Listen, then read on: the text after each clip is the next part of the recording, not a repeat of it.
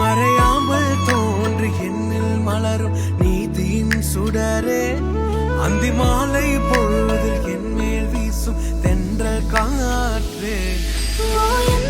காட்டு மனம் பேசும்